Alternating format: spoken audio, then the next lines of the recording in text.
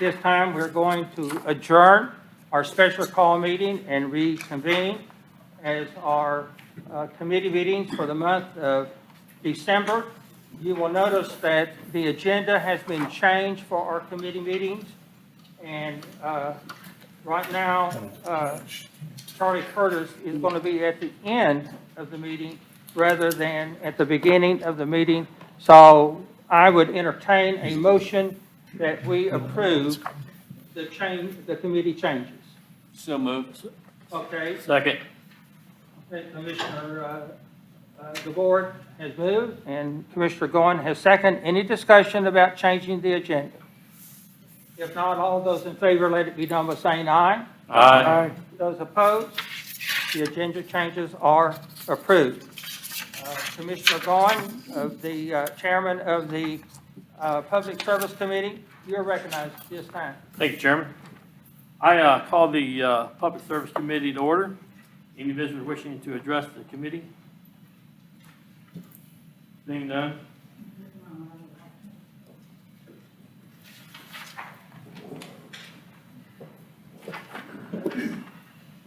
While she's coming to the podium, I forgot to announce that if anyone has any comments that they want to address regarding the rules change, opportunity will be given to you prior to Charlie's comments.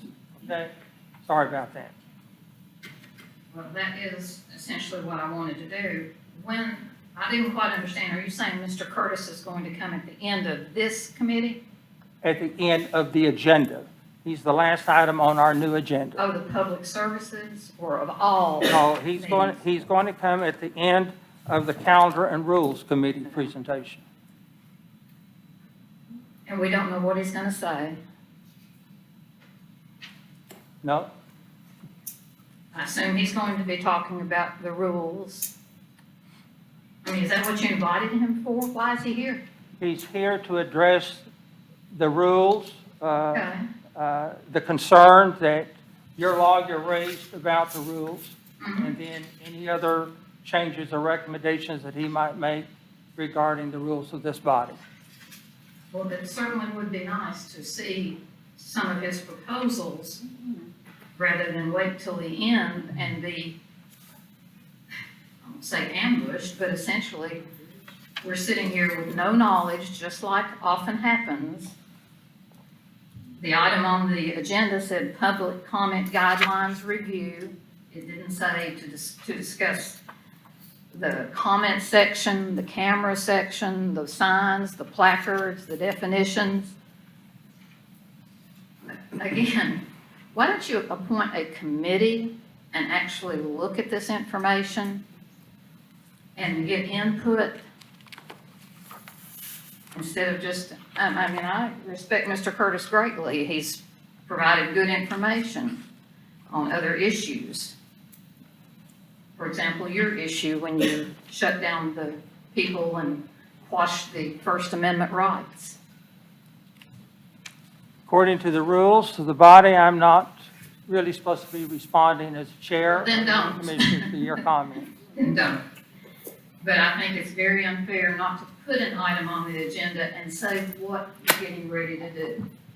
When you go to the state or any well-organized body, if somebody has something on the agenda, they put what it is. So you're not doing like you did one time, trying to come up with a resolution on the fly, and then you had to withdraw it. Get some organization here, get with the county clerk and establish an index and a book that shows all your rules. This isn't the only rule you've got. You need to deal with a lot of rules. That's why you messed up on the 10-day rule, on the architect RFP, which you didn't have, on the realtor RFP, which you didn't have, because you don't have something people can look at and find stuff. You have to do like I've had to do, is run down to the county clerk and say, can you find this in your index? Because she has a different index where she can look up things. Other than that, it's looking for needle in a haystack to find any rule. So let's do it right and not just piecemeal it, because this is not your only problem. Thank you. Thank you for your comments. Do we have anyone else? Oh, I'm sorry, Mr. Chairman. Yes, sir. You're fine. Okay. Anybody else? Seeing none.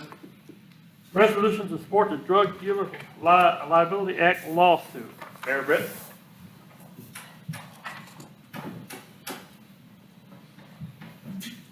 It's been over a year and a half ago, maybe 2 years ago now, that the district attorney generals from the first, second, and third districts filed suit against Big Pharma over their participation in the opioid epidemic in an effort to try to help the Upper East Tennessee area deal with the addiction issues and the epidemic that we have with opioid addiction in East Tennessee. And in your packet is a resolution submitted to us to support the lawsuit that the district attorney generals have filed, and our DA, Dan Armstrong, is here just to explain a little bit about it to you guys.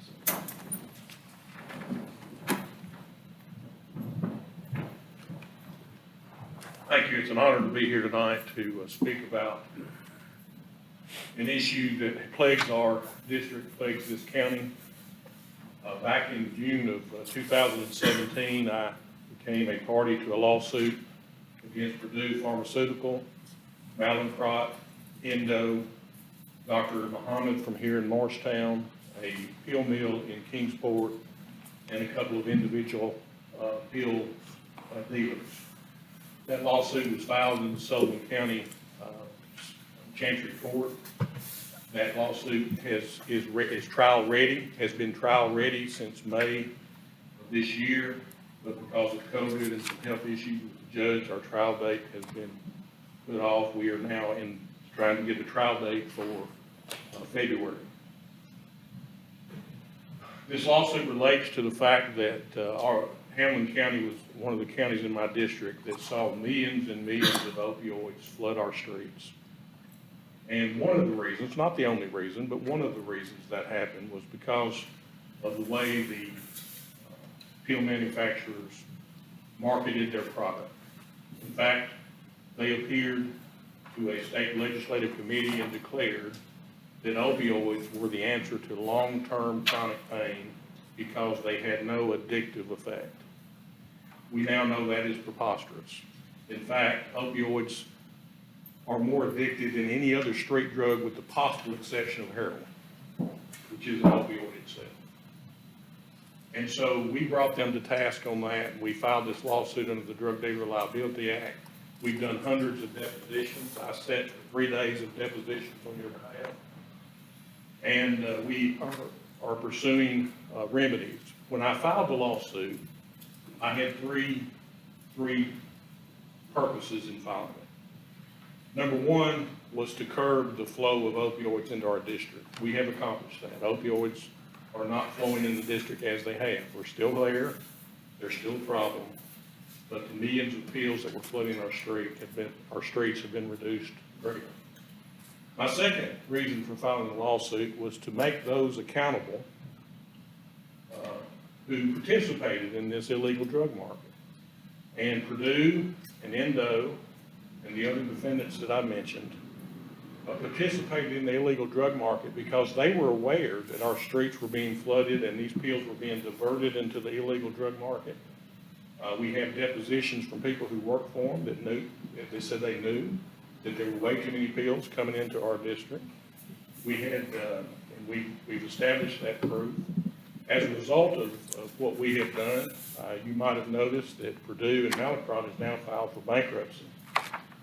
And Purdue actually pled guilty to criminal charges in New Jersey just last month regarding exactly what we have been alleging in our lawsuit. So you may ask, how did we get here tonight and me asking you to pass this resolution in support of the lawsuit? One of the tactics that the pharmaceutical companies have used is to continue to try to drive a wedge between me and the counties and the municipalities in my district by trying to claim I lacked authorization to file the lawsuit in the first place. But we believe that the Drug Dealer Liability Act specifically authorizes the DA to bring such an action, but just basically to shut them up. I've asked to come here tonight and ask you to pass this resolution, just so they know that we are on the same page, that we're pursuing the same object. And the third thing that I was trying to do when I filed this lawsuit, in addition to those first two, was to try to get some resources for the county from the people who caused the problem to address the problem. We're in desperate need of legitimate rehabilitation services. We're in desperate need of alternatives to just incarceration without rehabilitation. And so one of the things we've asked for in this lawsuit is that these companies and these defendants provide the resources by way of money to the counties and the cities in my district to establish rehabilitation centers, to establish rehabilitation programs within the jails, to hopefully establish halfway houses instead of jails to put people in who have not committed violent crimes, but have committed property crimes that need to be punished, yes, but they also need to be helped by trying to get off of the pills that caused the problem to begin with. I can't tell you how many people I've come in contact with as an assistant DA before I was elected in September of 2014. That officers would tell me, I've charged this person, never thought I'd ever see them in criminal court. And the only reason they were there is because of a pill addiction. And those pills, the opioids, rewire the brain. And these people don't think like we do anymore. And so we've got to, yes, punish their behavior, all for that. But we've also got to address the addiction, or we're going to just keep them, they're going to keep coming back over and over and over again. So that's not quite a short summary of where we've been. I should tell you this, that when I say our case is trial ready, we are the only case I'm aware of in the country that is trial ready right now. We could go to trial tomorrow if the Supreme Court and the judge would let us. So with that, is there anything else I need to? Do any of the commissioners have questions? I do. Okay. Has any of the other counties and other areas with these pharmaceutical places, have they settled out of court? There's been no settlements. Now, Purdue and Mallinckrodt went into bankruptcy. And the only way they're going to come out of bankruptcy is for there to be a global settlement. The problem right now is, I'm not on board with it. Many of the counties aren't on board with it. And the state AGs are trying to force a global settlement that I'm sorry will not bring enough money back here for us. And so, but the purpose of that, the settlements, negotiations that are going on right now are happening in bankruptcy court. I can remember when Governor Lee came to Water State here sometime last year. I only had one question for him, and that was the state help us out in Hamilton County with this new jail with rehabilitating people. That's the only question I had for him. And this is a good step in the direction also. But I don't want to ask how much we're looking at and when, but Well, the win is, we hope to have a trial by February. Of course, we hope to have a trial by last May, and just things get happening. Now, I will tell you this, Dr. Muhammad, as you know, went to federal penitentiary. The federal government took a lot of his money, and we took the rest. We've settled with Dr. Muhammad. He's going to be testifying for us at the trial, based on the plea allocution he made in federal court, where he admitted he was a pill mill. Any other questions? Can we make punishment any more stringent than it is now? Well, yes. I mean, punishment can always be great. Other than shooting. The best thing we can do, and I have a great deal of respect for our governor. I really do. I think he's a good Christian man. I think he's trying to do the right thing. But unfortunately, some of the proposals I see coming out of his administration are going to be more towards lessening sentences than increasing them. And I think you can both increase sentences and address the problem by rehabilitation. Our difference is this: he wants people out of the criminal justice system and rehabilitating out of the system, and I want the system to be part of the rehabilitation process. So in essence, I think we need to move towards truth in sentencing, where when we tell somebody you're going to serve 6 years for this drug crime, we mean 6 years.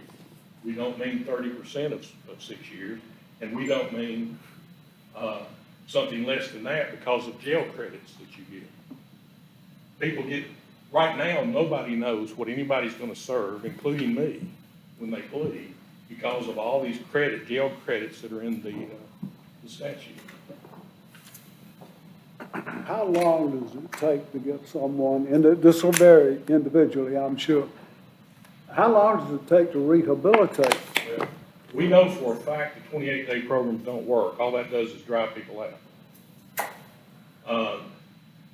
The experts that we have hired who will be testifying for us will tell you it takes a minimum of 12 months up to 18 to 24 months to rewire somebody's thinking and put them back where they were before the addiction.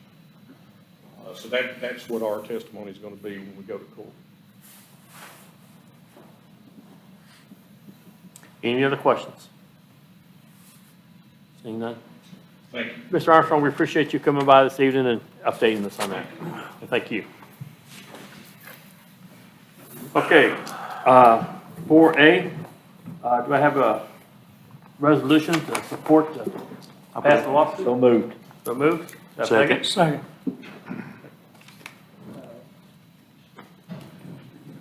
Jim said. All in favor, make a motion saying, Who made the motion? Thomas Doty. You better back out. He's, Oh, I'm not on committee, I apologize, sir. and I'll make the motion. all in favor, make the motion by saying aye. Aye. All opposed? Motion passes.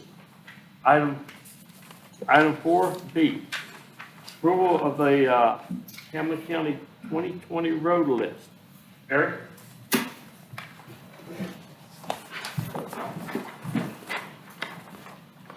I submit that list to this body. It's complete as far as we know. If there are corrections or amendments we need to make, we'll be glad to. Go ahead. Go ahead. Ask the question. I hate to keep bringing this up, but it's been 3 years. And I live on a road that's not on the map. Well, This is the map I just got today. you and I have been over this, and you told me to back away last time we talked about it. But this, I don't remember. You tell me to back away. Yeah. The road's falling apart from my house. Oh, yeah, you said. That's your driveway. Said back off of it. Just right here is Highway 25.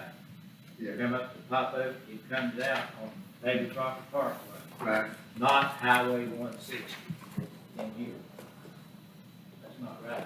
It's not 160. Oh, I thought you was talking about your road up there. I am, and this road here, that's the road behind, this is the road I live on, it's not even, the name of the road I'm on. Your address off of the south or the west Crocsdale. 445 West Crossville Road. Yeah. On this end of the county, the city owns it. Right. The city says it's called North Crossville Road. Do we need to add that to the road list then, the I North don't know, I'm Crocsdale? not sure that, that's right to the city, though. Somebody got a new house up there and said, his new address is North Crossville Road. Okay. I don't know what to do, I just. Well, if we need to add North I think Crocsdale, this that's needs to all. be added on, this is a dead end road. Yeah. Dead end right here. There's a sign on it, there's not a house on it, West Cross. Right, right. It's all in front of the house. Yes. You would Okay. keep that. All right. We'll go to the city and we'll add North Crocsdale then. you're adding it to the list, Yes. okay? Any other questions? All in favor of passing it as it is, and make your motion say aye. Oh, I have a We motion. don't have a motion. I gotta get a motion? So moved. Second? Second. All in favor? Aye. All opposed? Thank you, Barry. Chairman, that's all I have. Thank you. Thank you, Chairman Goins. At this time, the chair will recognize Chairman DeBoyd of the Finance Hey, Committee. Tim, I had another one. Thank you, I Mr. Chairman. It's already over. Barry? Huh? Ask Barry? No, that's Bill. Can you do it after the meeting? Or has it got to be done now? After the meeting. Yeah. Sure, that's why I asked you to do it to start with. I asked you two things. That's okay. It's okay. I don't want to interrupt your deal. You're fine. Thank you, Mr. Chairman. I call the Finance Committee to order. Do we have any visitors wishing to address the committee for topics on the agenda? Seeing none, in recurring business, in your packets, you've had a chance to look at the checks, and I'd like to find out if there's a motion to approve the checks as written.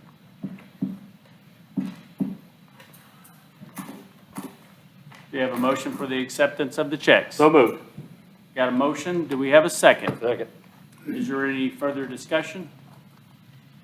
If not, all in favor, let it be known by saying aye. Aye. Any opposition, like sign? Motion carries. In old business, we have none. In new business, we have budget amendments. Number 4-1, Fund 116 for Garbage and Sanitation Department for $15,000. Barry Poole. During this pandemic, we have had to buy more garbage carts because people, they come in, they want a second cart at their residence. We issued our carts back in 2005. Those carts that we issued back in 2005 are beginning to tear up, the lids, the bodies are breaking. There are no replacement parts. We can't get that same cart anymore. And so we're having to replace that as well. What we have been doing in past years is making two small purchases during the year of less than $10,000. But to keep up with the demand now, it's going to take more than that. And so rather than trying to make small purchases of less than $10,000, we just are going through the bid process so that the audit won't have any problem with that. So it's just a matter of demand on these garbage carts. We're selling more than we ever have before. Do you need more than 300? Not till the end of this year we won't, end of this budget year. That should get us through. You think they'll go up? They haven't in the last 2 or 3 years. They could, but they haven't. That's why I was reading, if we need to buy more now other than wait until later. Problem is storage. We take a lot of our parking space up with them, storing them. Yes. Of course, we could look for alternatives on that, but that should be a big step for us because it's double what we've been buying. Do we have a motion to approve? What do you sell those for? What do they cost? We sell them for $75 for the new ones, and then if we have some used ones that we can sell there for $40, I believe. Mr. Chairman, I make a motion, we accept this request. Second. We have a motion and a second. Do we have any further discussion? I apologize, Chairman, I interrupted on that. My It's all right. apologies. We have a motion and a second. Any further discussion? If not, all in favor, let it be known by saying aye. Aye. Any opposition, like sign? Motion carries. Item 4-2, Fund 131 for Highway Department, $42,000, $815. Barry? This is a request to fund the bidding of another hot box. We have an asphalt hot box that's handy as a pocket on a shirt. You can get asphalt and keep it hot all day, keep it hot till the next day if you need to. And in the wintertime, when we're unable to address the potholes and the problems with the asphalt, as we have experienced in the past, hot box on the east, hot box on the west will go a long way towards keeping up with the needs that arise in the wintertime. We have 2 asphalt crews now. They're either asphalt crews or ditching crews drainage type crews. And if we had one for both crews, it would make our efficiency much better, keeping up with the needs that arise in the wintertime. But I mean, they can be used all year long, but that's when we experience the most problems in the wintertime. This box keeps it hot for us.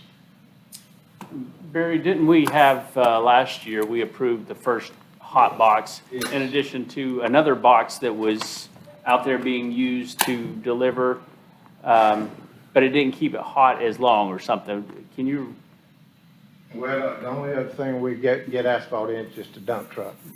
is it, And of course, in this weather, and in this time of year, the only place you can get asphalt is Knoxville. And when you go down there, and when you come back after an hour's travel, it's beginning to cool real fast, and you have to get it out of the truck real fast. And by the end of the time you get it out of the truck to where you want it on the road, then it's so cold, it becomes a poor job if you can't get it out.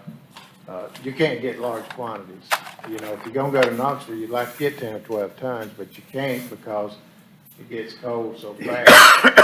Go down there and get 5 tons, come back, and it just doesn't go far. And it gets cold real fast too, so this hot box is gonna help us a lot with that. But that's the only other mechanism we have to get asphalt with is a dump truck.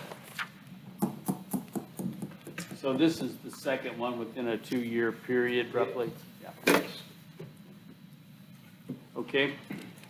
Do we have a motion? I make a motion, we, Barry, how much do you think, just with the one hot box, how much have we saved by not throwing asphalt away?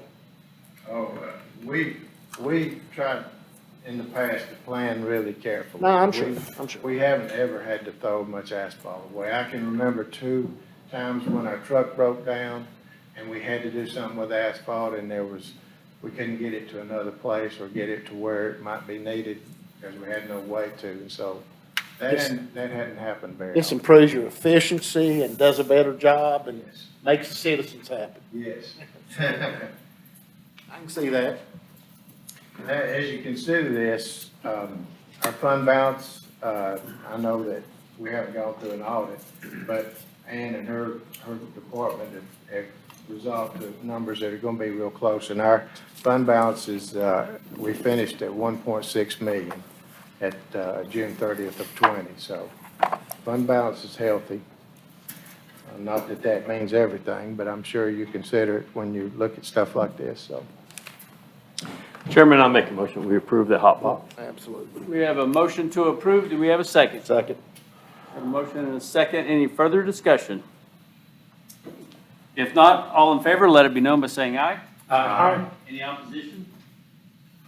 Motion carries. Item 4.3, Fund 131 for Highway Department for $42,000. Also, Mr. Poole? Chairman, Board, that is moving, it's moving from the item of state contracted services to the state aid line item, isn't it? Is that right? Yes. Well, we've paid Mountain Valley Road. We only had $205,000 left in our state aid funds. It cost us $242 to do it. I believe that's right. Anyway, we needed $42,000 to finish paying the state for that paving project. We're out of state aid money.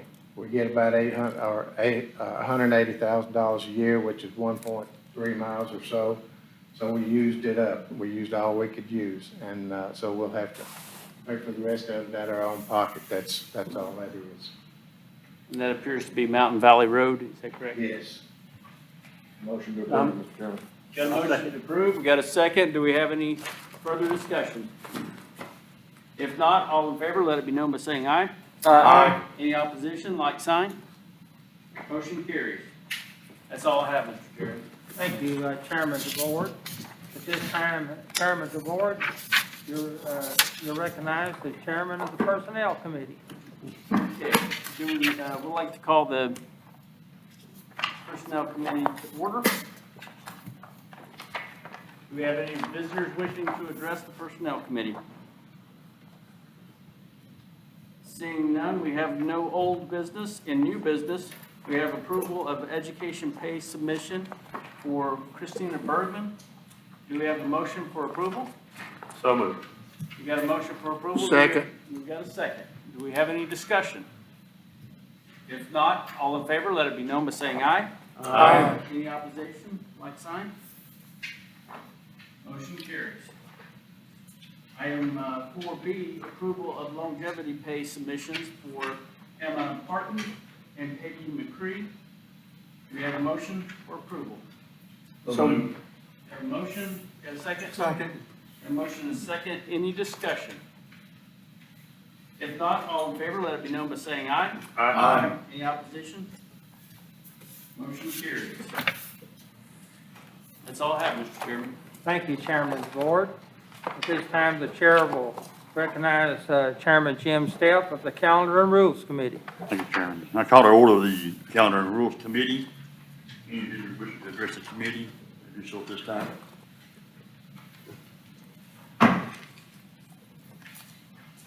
Genoa 2343 Joe Stevens Road. I go back to your moving your calendar around, or moving your agenda. You have on your proposed regular calendar, public comments review, and yet you have not taken care of that. You put it to the end of the meeting where nobody will know what you're going to do, what you're even talking about doing, until after you have set your agenda. Of course, you could amend it. But what I don't understand, or maybe I do, is normally when you have a guest here, you let them go first.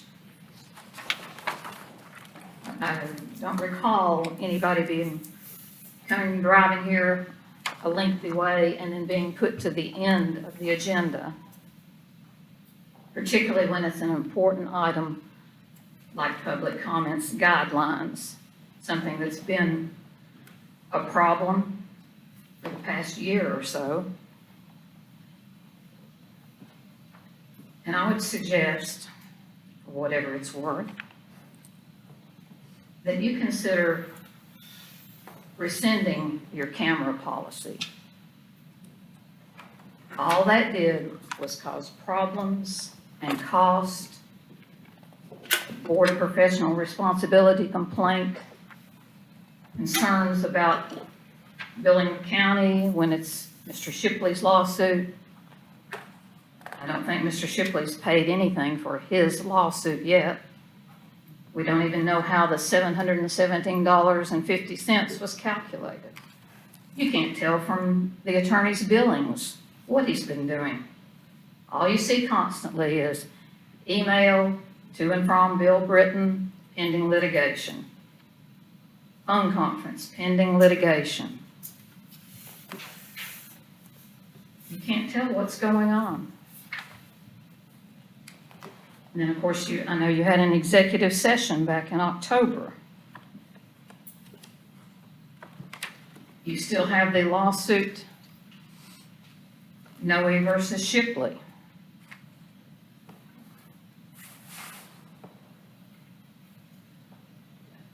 There's nothing wrong with a man standing there or sitting there like that with a cell phone. There's nothing wrong with that little camera there. Why do you target people? Why do you go nuts about a quiet little camera and cost the county?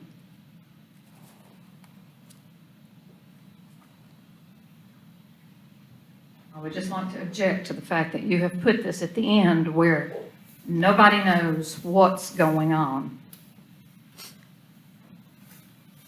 Thank you. Thank you. Anyone else? If not, under 3A in the road business, we have none. 4A under new business. Do we have a motion to approve the review of the regular calendar items? So moved.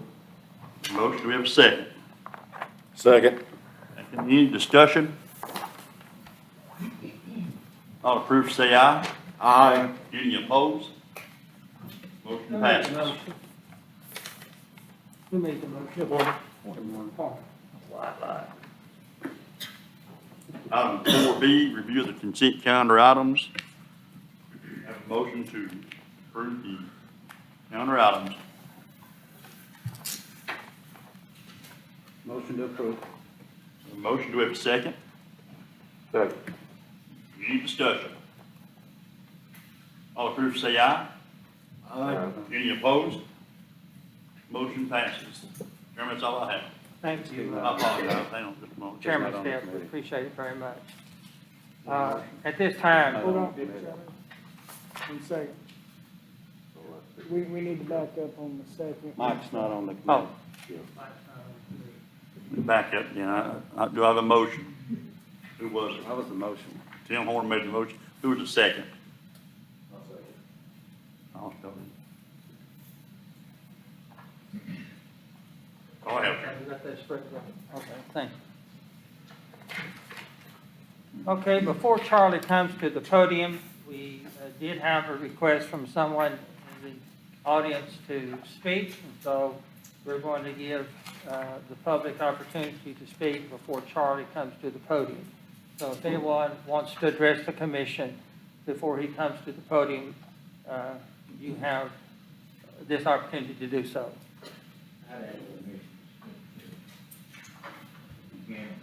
Okay, let's take care of this first.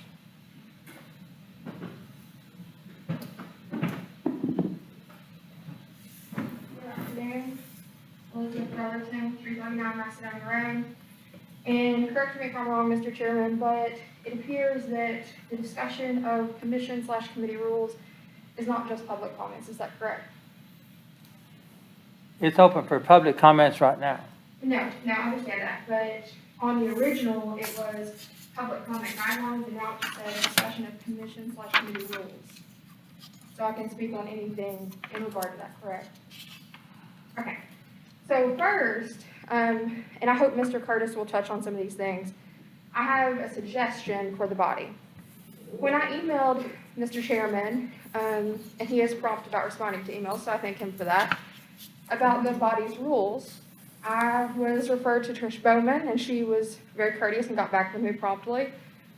All I received was the public comment guidelines and a response from the chairman citing Robert's Rules of Order as all the rules that the body has.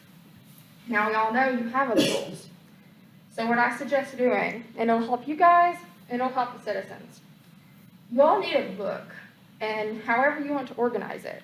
That way you can have it at the mayor's office, you can have it with the clerk's office, and definitely have it at your meetings. That way if there's discussion between commissioners, like with the 10-day rule, there was a little bit of disagreement on what that actually meant. We need to have it to where you have it right in front of you, you know what was voted on, what it actually says. That way you have a reference guide. And what I also suggest doing is having it on the website. That way citizens can get on there and look up the rules, see, like maybe even have a reference to, it was originally enacted at this meeting, this resolution. And it would help so many people, including yourselves, because you can refer back to that each and every time. There won't be any guesswork on what the rules are or what they pertain to. Another thing I suggest is, since Mr. Curtis is here, we really need to have a review of Robert's Rules. I've touched on this previously. Robert's Rules, I've seen some improvement, which is fantastic, but we really need a review. Because I've seen numerous problems each and every meeting with talking out of order, addressing people incorrectly, making motions incorrectly, things like that. It would help a lot with efficiency, and it would help you guys not be confused if everyone knows exactly what's going on. So if we could just review that and make sure everyone's up to speed.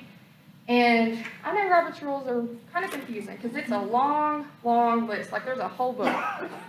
So reviewing that would be helpful to everyone. That way there's no bickering back and forth in the meetings. You can avoid all of that just with knowing exactly what the rules are, whose turn it is to speak, and all of that. Another thing that I wanted to get up here and address is the public comment guidelines. So, is I've unfortunately been unable to come to all the meetings. I've been watching the recordings. And I've seen people get up here to speak, and they've been interrupted, and their time is still ticking. On the guidelines, it says with committee meetings, you get 5 minutes to speak. And when that 5 minutes is interrupted, you need to automatically just pause time until that person's continued allowed to speak. Because, I mean, when a person's interrupted for whatever reason, that's using up their speaking time, they're not getting that full 5 minutes. So it'd be super easy to just pause time with whoever may be keeping track of that. That way we can avoid any sort of, well, you know, I wasn't allowed to speak for my whole 5 minutes and things like that. I mean, it's a really, really easy request. Another thing that I've noticed on here, there's a lot of things that says like no placards, signs, banners, things like this. You have no definitions, and that's a problem, because if I went around the room right now and asked each and every one of you to give me a definition for any one of these terms, I would have multiple different variations of what people thought that meant. And that's a problem. Because what happens if something gets brought up and it goes to you guys for a vote? There's no uniform definition of what it means. I mean, even if you want to just pull out a dictionary and say, here, this is what it means, you need to do that. That way you're not going to have conflict. And the last item is when you have an agenda, please have on there what you're going to do. Like what you're going to vote on and why it's there. That way we know what to speak on. That way we don't interrupt things unnecessarily. Thank you. Thank you very much for your comments. Anyone else?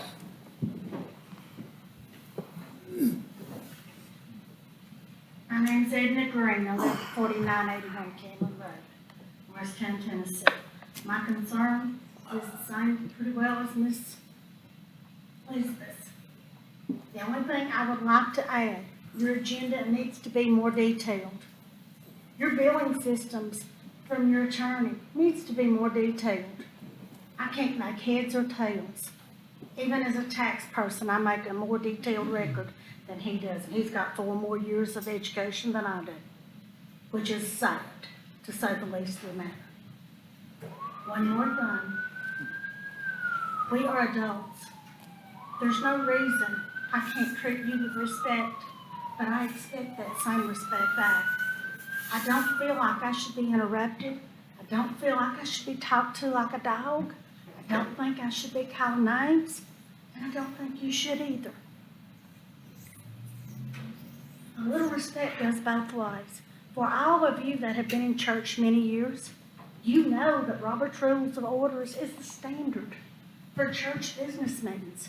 So there is no excuse whatsoever for the belligerent attitude, the belligerent talk, or the dirty glances. I, for one, don't appreciate it, and I expect better of you folks. Thank you. Thank you for your comments. Anyone else?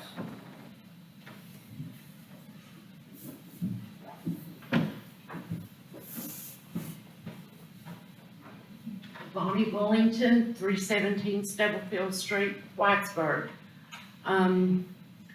You know, Ms. Brotherton went into detail with a lot of what's wrong with your meetings. They have no structure. They have no common ground. It's we against you. And that's the way we feel like we're pitted every time we come into a meeting.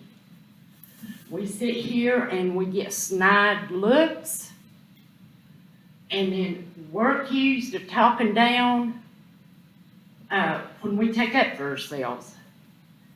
There needs to be some kind of structure to these meetings where people can act like adults with a little bit of common sense and a little bit of courtesy to treat people like people need to be treated.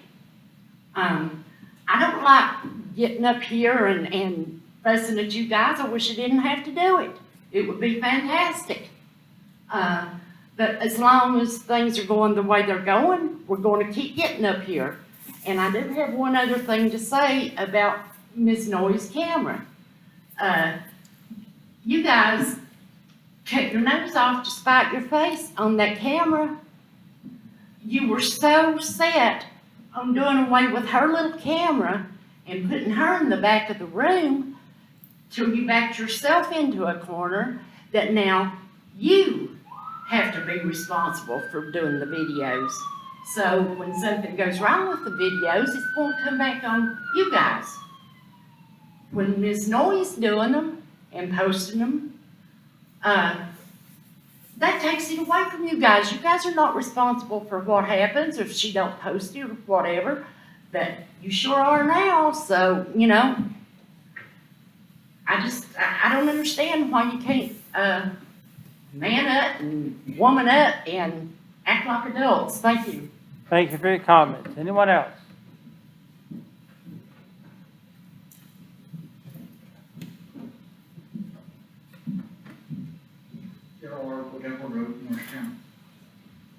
I don't know what about Robert's rules, which a lot of them have addressed.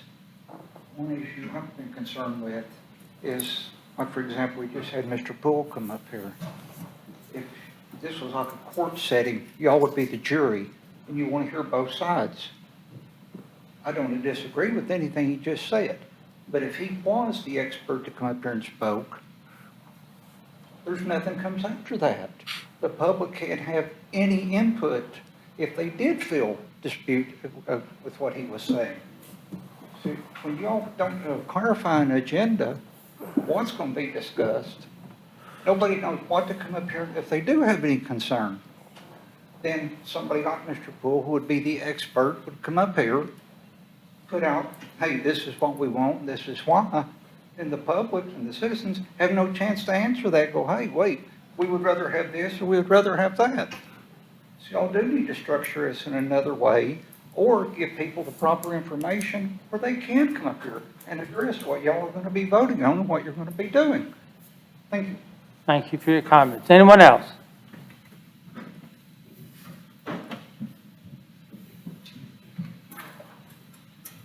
My name is Gwen Holden. I live at 8150 West Point Drive. Okay, can you hear you? Thank you, My dear. name is Gwen Holden. I live at 8150 West Point Drive. I'm a taxpayer. I like courtesy, and I vote. And I don't understand. I mean, for years, you can try to get something done and want to be truthful and honest, and it don't work. It don't work. I tell God all the time, God, all I'm doing is trying to be truthful and honest. He knows your heart. He sees it. And he knows if you're truthful and honest. And I'm not your judge, but one day you're going to stand before one, and so am I. All I want is truthfulness and honesty. That's all I want as a taxpayer. That's it. But you know what? We don't get it. We have to pay our taxes, but we don't get the truthfulness and honesty that we're supposed to get when people run our government. It's sad. And like the guy was talking about the drug dealers and the druggies and the pharmacies that cause people to get on that. Well, you know, that could have happened to me too. I could have got hooked on antidepressants and drugs too. But you know what? I had me a little talk with God. Sit down and read my Bible, took care of that for me. If more people would do that, we'd have a better world. They don't even want to talk about Jesus. They make him out of everything. That's why we're in the trouble that we're in.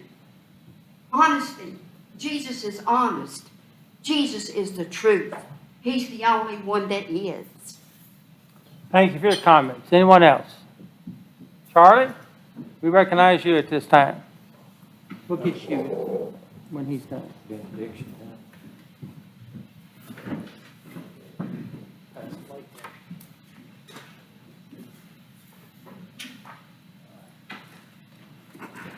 Every time I put one of these masks on, it hangs my glasses, my hearing aids, so I gotta be careful before I pull it off here.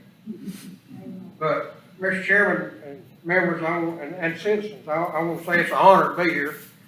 Check my GPS before I come in, I'm 167 miles from my house. And I promised, I told my wife when I left, I said, I think I'll be home about 8:30. But it may be after 9. And then when I come through the door, I was asked, if I mind if they move me down the calendar, because they thought people were going to ask me questions when I got through, and it might push everything way out. And I said, no, I don't mind. I'll be fine. Good Lord willing, I'll be fine. Let me put it that way. But I want to say it's an honor to be here. I told the mayor this today. I got a closeness in my heart for this county. I represent all 95 counties, and I go to all of them from time to time, but I've not been to any county more than I have been this county. And part of the reason, dates back to 1994 when I got elected to the legislature. Stands for 4 and I got elected at the same time. So we were both freshmen. We didn't know one end or the other. We didn't really know where the bathrooms were at. So we had to go through that learning curve together. And he's just like a brother to me. He served on this commission the whole time he was in the legislature.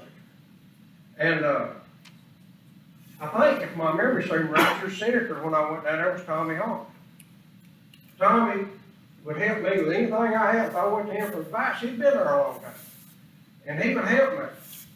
And then, of course, after Stanson left, John Lentz came. He was a farmer and I farmed, so we had a lot of we were good buddies. And Tillman comes down there, and he and I are both Marines, so jarheads always get along, unless they're fighting over a biscuit. And then Rick's down there now, and he and I had a good working relationship while he was on the commission. But I feel a unique kinship. I feel like I'm at home when I'm in this county. I really feel good. And I want to make a couple statements about these rules before I get into them. Most county commissions in this state allow citizens the opportunity to speak at their regularly scheduled meetings.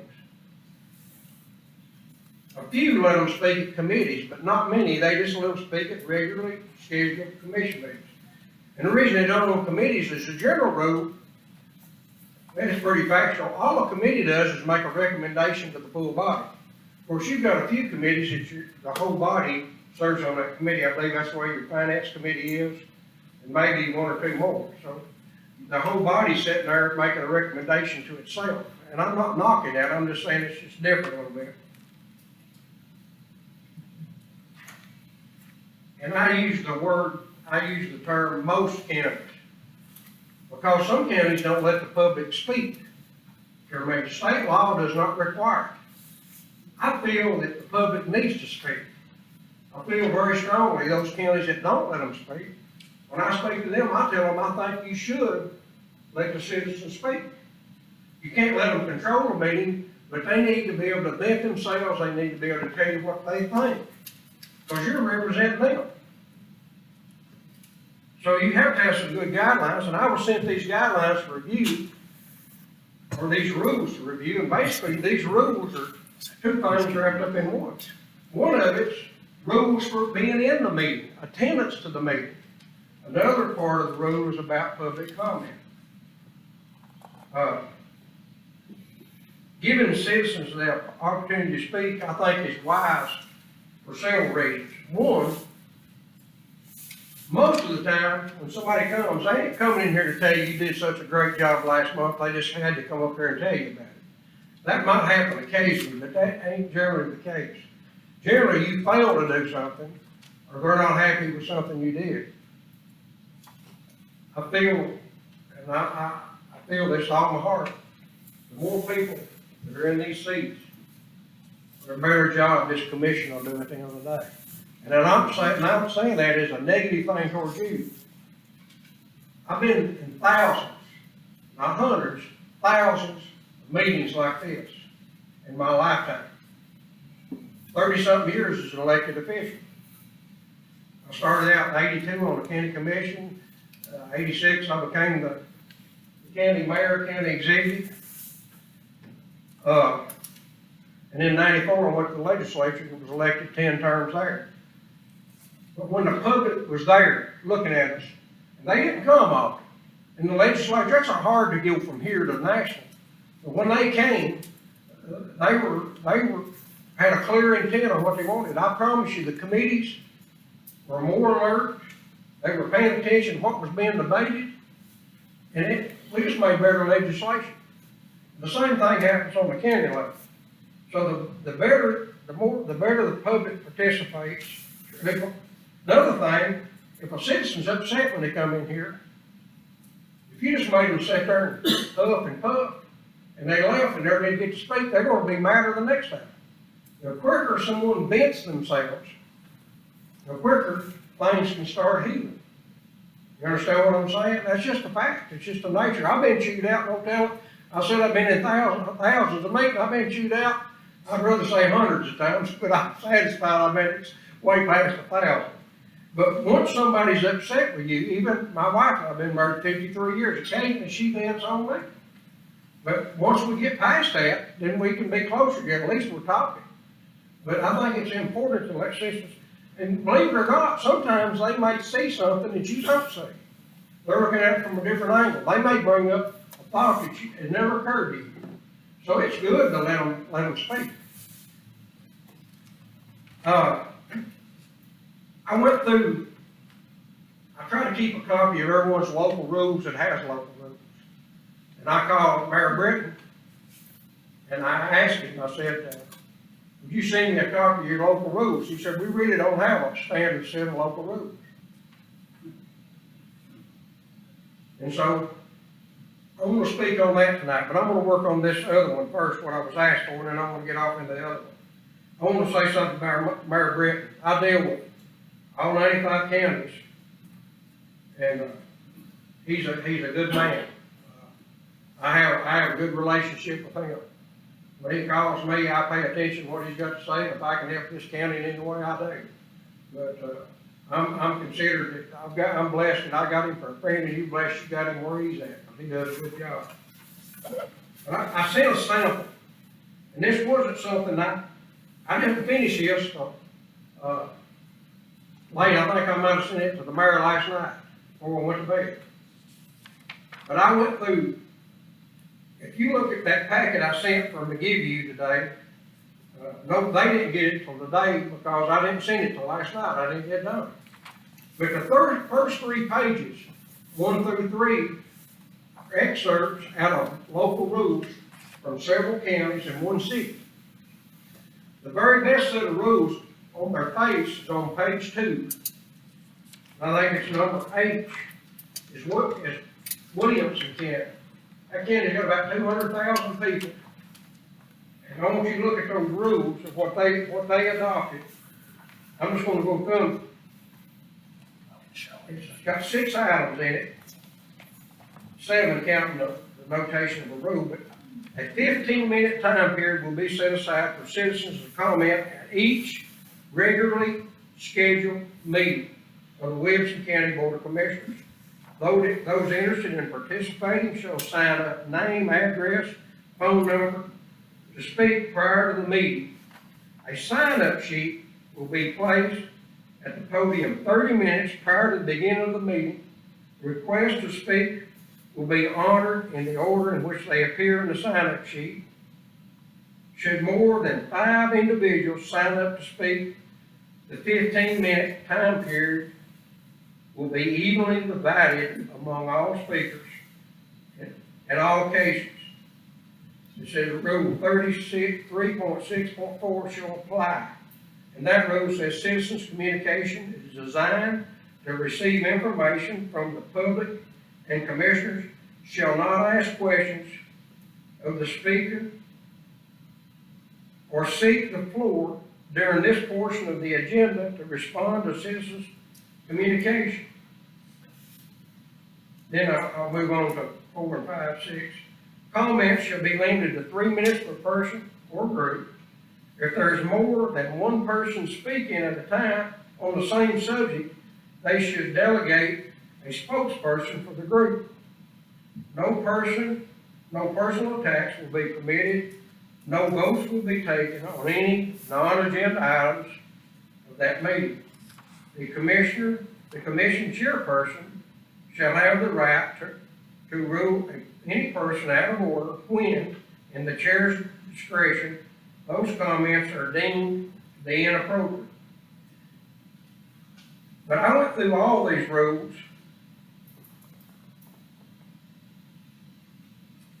And there was good points in several of them. And so this sample that I gave you, which is on page 4, and I didn't put this together thinking or come here to recommend you just adopt this as your rule. I think, Mr. Chairman, you need to appoint a committee, 3 to 5 people, to look at these rules. And I'm not, but if I was sitting here where you're at, there'd be somebody sitting down here on that committee dealing with public comment. I'd have at least one of them on that committee. You do what you want to, I'm just telling you, that's my recommendation. But I want to go through this one. And I had one of UT's attorneys reviewing this, and she didn't get back with me until about 4 o'clock your time this afternoon. And I've got 9 items here in this sample set, and I'm gonna read over those, and I'm gonna tell you my thinking while I was doing it, but these came from other rules, from other counties. Citizens communication is designed to receive information from the public, and commissioners shall not ask questions of the speaker or seek the floor during this portion of the agenda to respond to citizens communication. That came from Williamson County. This one lady speaking earlier. When a citizen's up here testifying, speaking in public comment, you should have a rule that none of you can interrupt them. Because they've got a limited amount of time. They should be able to say what they gotta say. You shouldn't be able to ask them questions or anything. Just sit there and listen and take notes. They're here to give you information. You can't get in a fight if just one side's talking, as long as nobody's running somebody down. A time period should be set. Notice Williamson County said 15 minutes. I don't think you should set a specific time. I think you should set a maximum time. I just put a time period not to exceed 30 minutes will be set aside for citizen comment at each regularly scheduled meeting of the County Board of Commissioners. Comments will be limited to 3 minutes per person or group. If there's more than one person speaking on the same topic, commission chair may require the group to designate or delegate a spokesperson for the group. Could delegate 2 spokespersons. The committee chair shall have the authority to extend the time limit if there's no objection from the commissioners. The reason I put this in here, just think if it was 10 people want to talk to you had signed up, and 9 of them used up that 30 minutes, and there's one person sitting through the whole thing, they ain't getting a spot to speak. If I was the chairman, I'd say I want to extend the time limit 3 minutes so this last person can speak. We got to treat one another the way we want to be treated. That's reasonable.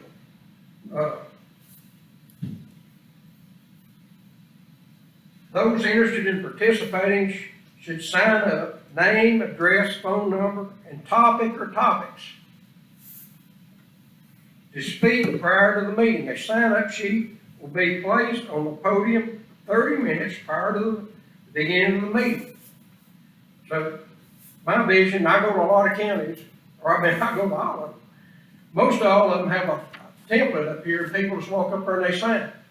They put down their name, their address, their phone number, and what they want to speak about. That gives the chairman, when that's taken up and it's given, chairman may assign it to someone else, but they may be 15 people want to talk about the exact same thing. But instead of listening to 15 people, it makes much more sense for the chair to say, there's 15 of you want to speak on John Doe Road. I'm just using that as an example. Pick out 2 people and we'll give them 5 minutes to speak. Because if you let 10 people, you're talking about the whole 30 minutes you shot versus 10 minutes. But you write your rules up where they're flexible. I use this a lot. If God made the trees where they didn't move when the wind blew, they'd all be broke off at the stump, every one of them. Well, we got to be that way with our roads. We got to build in a little flexibility in our roads. Requests to speak will be honored in the order in which they appear on the sign-up sheet, unless someone wants to speak on a topic that is not on the current or previous agenda. Should this occur, they will speak last. So somebody signs up, and And I think right now you've got 2 periods. You make someone, if they're not gonna speak on something on the agenda, you make them wait till way late in the meeting. I think you do it at the same time period, just let the one speaking on non-agenda items speak last part of that time period. The reason I brought up the previous agenda, you may have passed something last month, one of these citizens wants to comment on it because they think you made a grave error. Maybe they know something you didn't know. Maybe you named a road and you got it all down in the minutes and it's misspelled. I'm just using that as an example.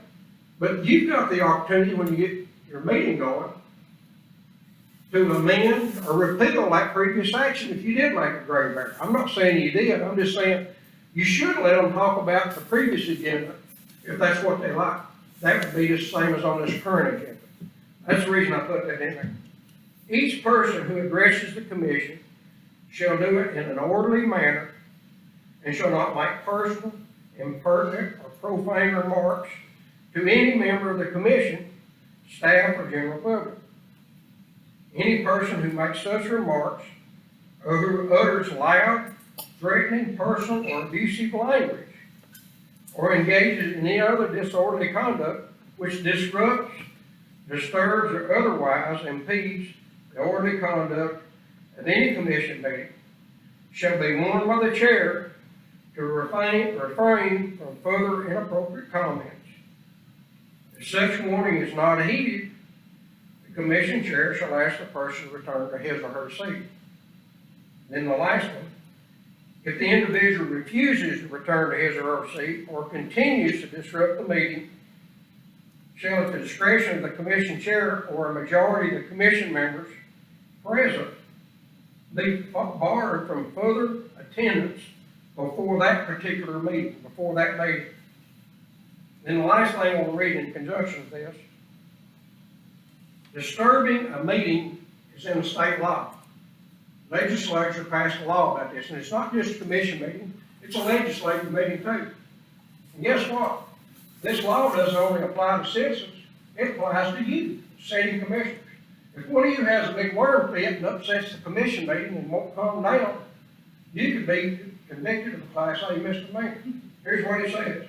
A person commits an offense with the intent to prevent or disrupt a lawful meeting, procession, or gathering.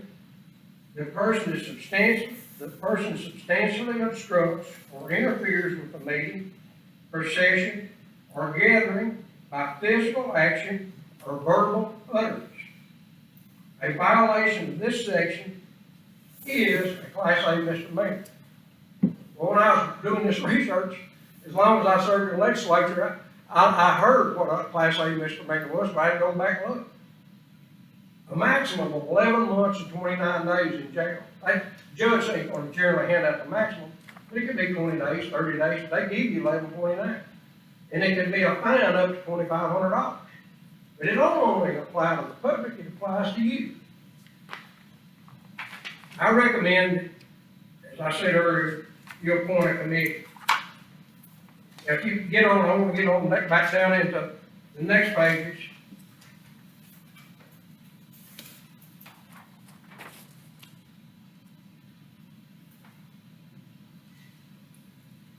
I want to make a comment about public speaking.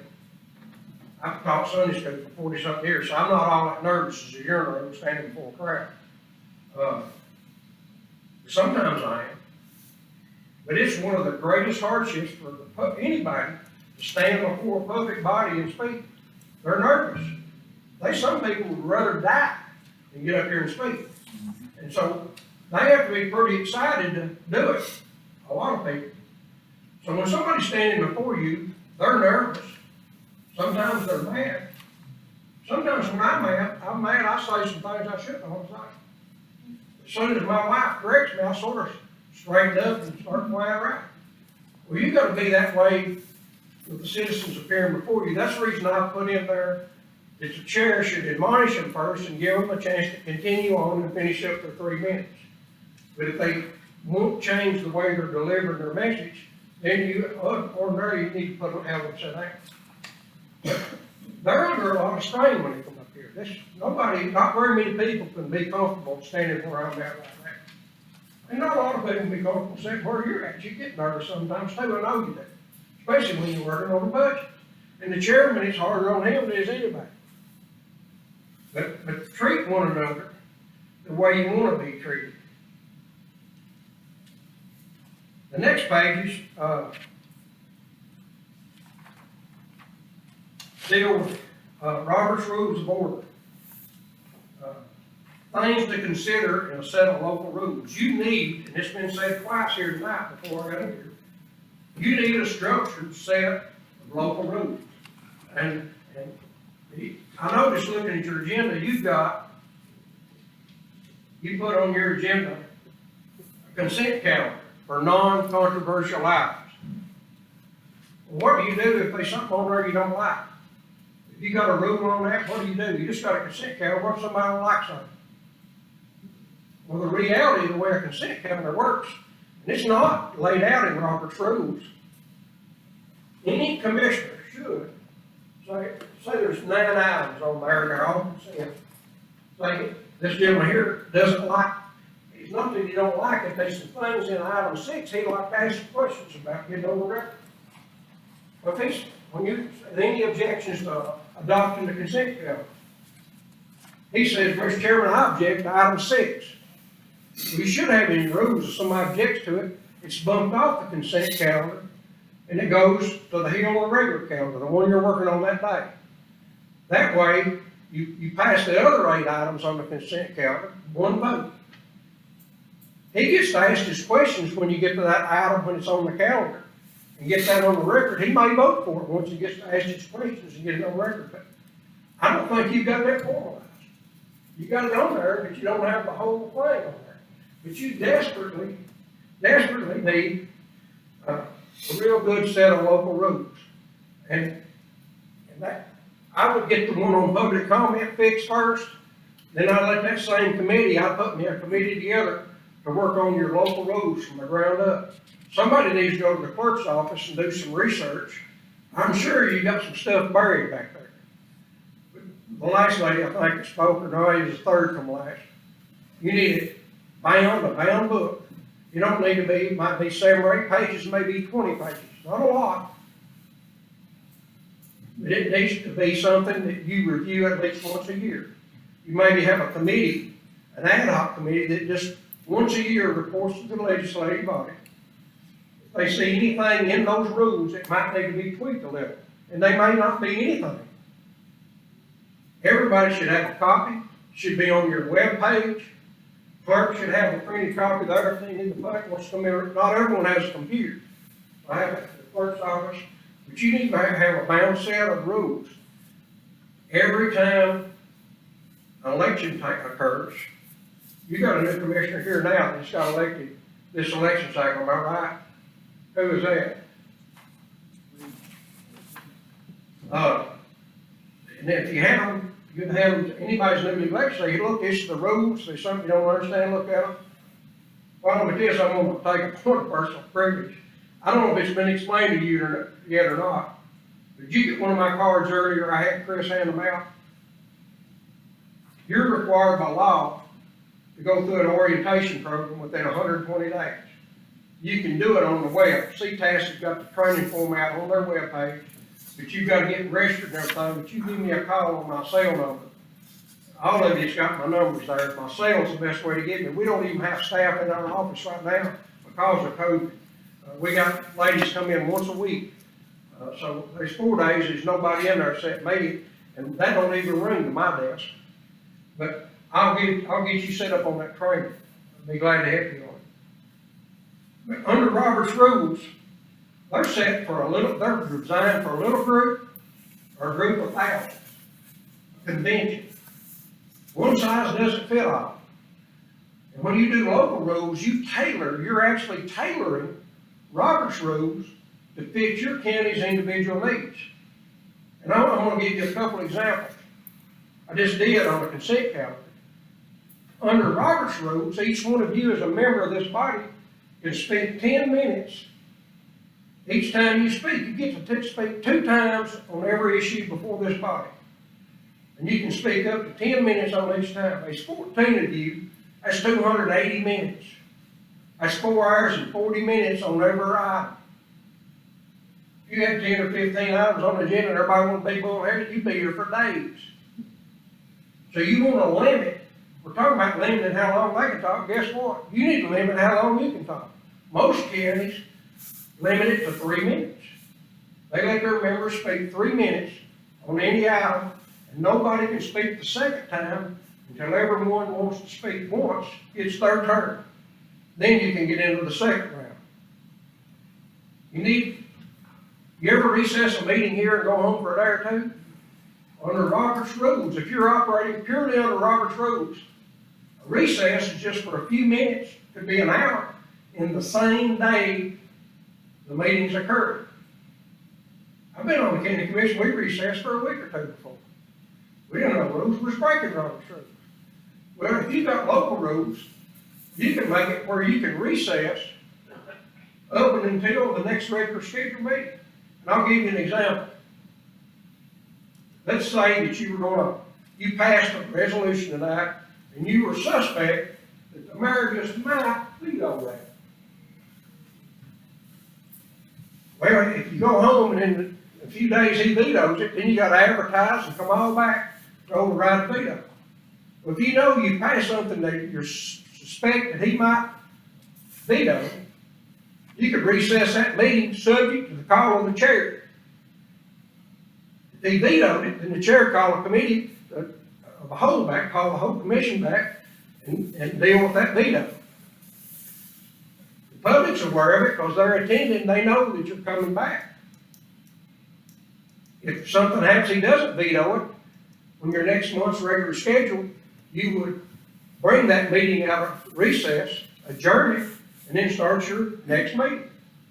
That's just good business on county government because you're light, you're gonna be able to handle things like that. But there's a few tweaks that's very beneficial.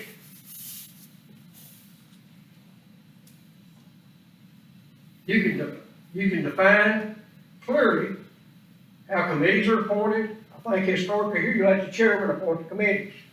Well, what if you don't get elected the next time? Is somebody gonna really know how you go about it? In the 2018 election, I had 2 counties, either from retirement or being defeated, did not have a speaker or speaker pro tem return. They were calling me frantic because they didn't have any rules, and they didn't know how to organize. Well, guess what?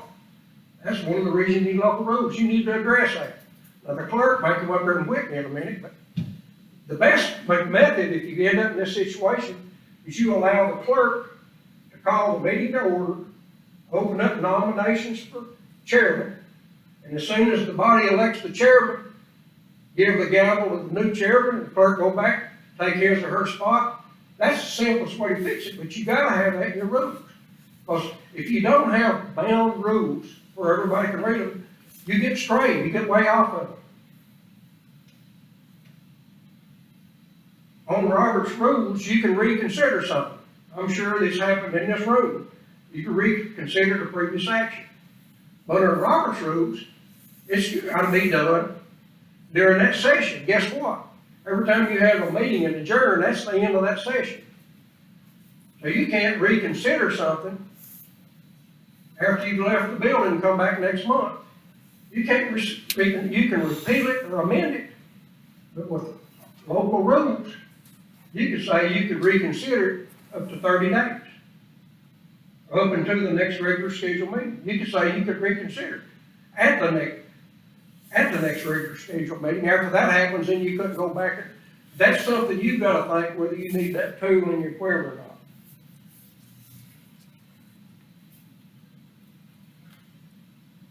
We've been talking about public comment.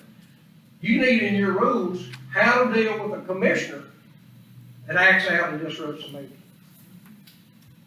You need that clearly in your local rules. Now this is all, I got 20-something, I made 30-something items listed in this packet of things you should consider. I'm not saying you need to adopt every one of those things, address it. Some of it you may say, that never happens here, we don't need that.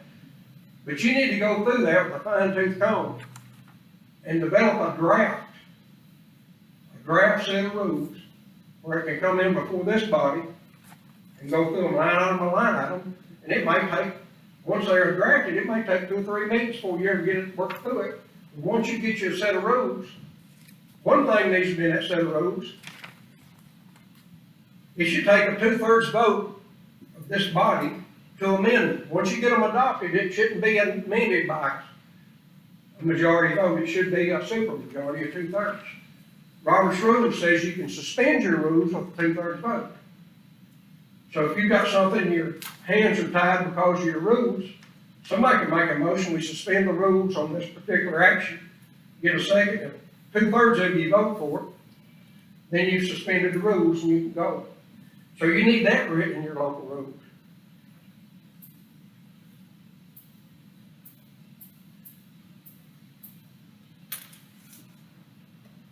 The last 2 pages, I know probably most of you, the freshmen probably don't have it, but that's I call it a cheat sheet, but it's really a Cliff Notes on, I guess they still got Cliff Notes, they have one out in school. That's a summary of Robert's rules. And the nuances, but that's on the very last page, the last 2 pages. I've got them, anybody, if you lose them, just holler and I'll send you another copy. But those are very beneficial. You need a parliamentarian. You may have a parliamentarian. That should be part of your local rules, that you elect a parliamentarian. I'm gonna give you another one. Then I'll hush, or I'll open up for questions. If you, 2 or 3 of you get together and say, we need to have a special meeting this month. There's something going on, we need to have a special meeting. You tell the chairman, you tell the mayor, they ain't really interested in it. Well, if the majority of you, the majority of the 14 signs a petition, give chairman by law, he has no choice. He's got so many days to call that special meeting. The language on that document you give them has got to state the exact purpose of why you want this special meeting. Well, if he didn't want to have a meeting, or the mayor didn't want to have it, you just give it to him without anything mentioned about it in your local rules. Your local rules need to say that the advertisement going to the media of that special meeting needs to be verbatim as what was in that petition you signed. Because you may have said, we want to vote on opening a road. We want to vote on buying a new fire engine. They've lost one, it's wrecked, and we don't want to leave that into the county unprotected. And we want to vote on getting a new apparatus. They may change it and say to discuss a new apparatus. Well, guess what? In a special meeting, you can only do what's in that column. And if they change the wording, you're going to come here thinking you're going to vote for something. No, you're going to get to just talk about it. Because they changed shall vote to discuss it. So you put in your local rules, whatever the call says, that's what's got to go in the newspaper advertisement. That way you know when you have that special meeting, you're going to do exactly, or have the opportunity to do exactly what you ask to do. So it's very important to have local rules. If I ever come up here and taught a parliamentary procedure class for this full commission, Not here. I think it would benefit y'all. I'll let you make the copy, but I'll come, and it's about a 2 or 3 hour class. And I go through it from standard, and cheat sheet, I go through every one of those items and explain it. But what I said earlier about a parliamentarian, one of y'all needs to get really schooled up on the parliamentary procedures. And when the rest of the group sort of gets out of whack, sort of straighten them out. But think about that. That needs to be part of your rules to have a parliamentarian. And I don't think it'd be out of the order to get somebody, if you had somebody in the public, somebody top 4-H kids or something for 30 years, you might get a citizen to be the parliamentarian. Somebody that's really gifted in it. There's a state representative out of East Tennessee that he's a card holder on Robert's Rules, and I was asking him some questions because we started to say we were going to start teaching this class. And UT, they didn't have anybody that could teach it. Because you can't just teach pure Robert's Rules. You got to look at all the nuances that you need in your local road. So if it ain't on me, I had to do it, but I would ask this state representative, he would tell me what page the rule was on. They say 100 something pages in Robert's Rules on that. He said that's on page 82, third paragraph.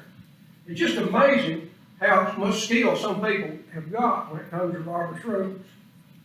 Anybody have any questions? They'd like to ask me before I head home and wake my bride up. I ain't gonna wake her up, I ain't gonna lie. I'm gonna sneak in there.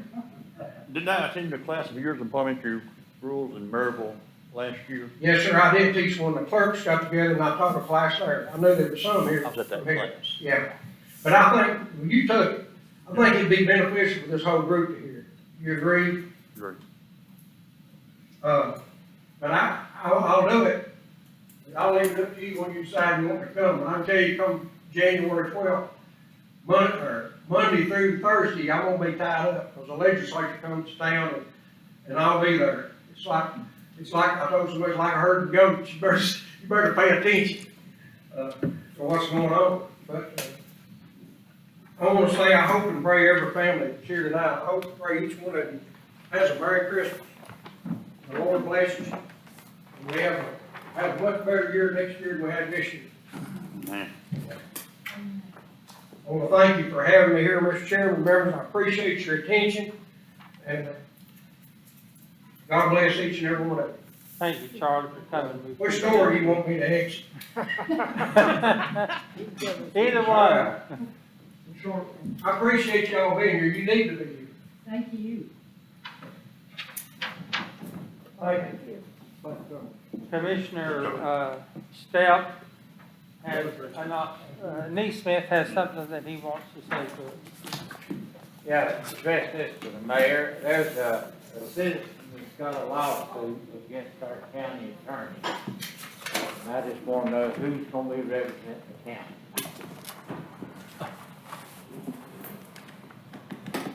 It's the Edna Green lawsuit against Chris Capps.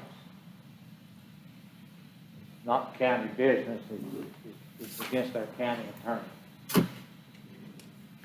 So I just wonder, do we have an attorney to do this, or?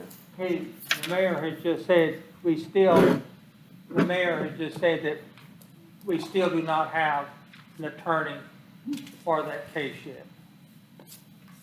Okay? All right. All right, we would entertain a motion to adjourn. Don't forget the meeting tomorrow night.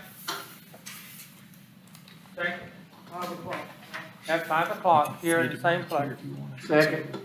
All right, we stand adjourned tomorrow night, 5 o'clock. Good.